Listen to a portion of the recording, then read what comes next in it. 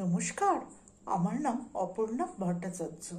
আমার স্বরচিত কবিতা নীরব যন্ত্রণা।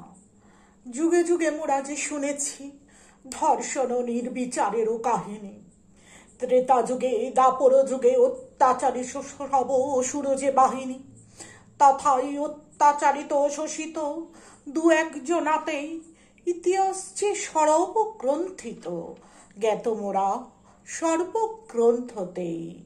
কিন্তু কলিযুগেরও শোষণেরও ধর্ষণেরও সর্বকাহিনী গ্রন্থিত করারও মতো অন্ত যে সবপত্রখানি।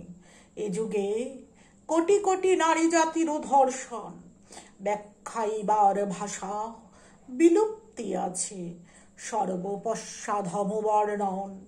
দাপরে দ্রৌপদীরে নিপীড়িত হতে হলো দুর্যোধন দুঃশাসন যে নিকটে, তখন তারে উদ্ধারিতে স্বয়ং ভগবান কৃষ্ণ উপস্থিলেন সত্য প্রকটে। কিন্তু এ যুগে অধিকতর পুরুষ যে দুর্যোধন দুঃশাসন ও রাবণ সম, তাই তো নারীরে উদ্ধারিতে আসে নাই কোনো পরম মহত্তম। তাই তো অনায়াসেই হরণিতে হয় সীতারে রাবণেরও হাতে, বন্দিনী হয়ে জীবন যাপনিতে সসত্তারে হয় যে ত্যাজিতে। তাই তো দ্রৌপদীর বস্ত্র হরণিলে কিংবা সীতা হয় লুণ্ঠিত রাবণেরও দ্বারা, আসে নাই কোনোই ভগবান তো এগিয়ে।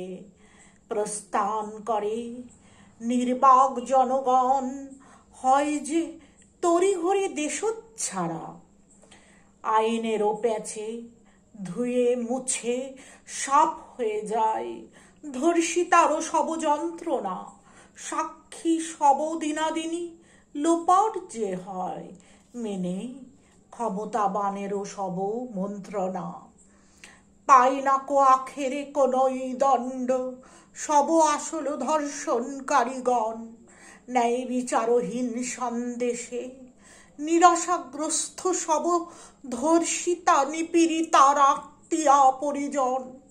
সর্বপ্রতিবাদ হয় যে স্তব্ধ দেশেরও সর্বজনগণের। এভাবেই দেশ চলিবে অগ্রে, তাতেও যে চক্ষু খুলিবে না কোনো খুনি আসামিগণের। কত অভয়ারে আর দিতে হবে যে বলি, এভাবে দেশ মাঝে পাহিবে না কেহ সবিচার তাতেও এদেশগণ দুরাচারী জন মাঝে। নমস্কার।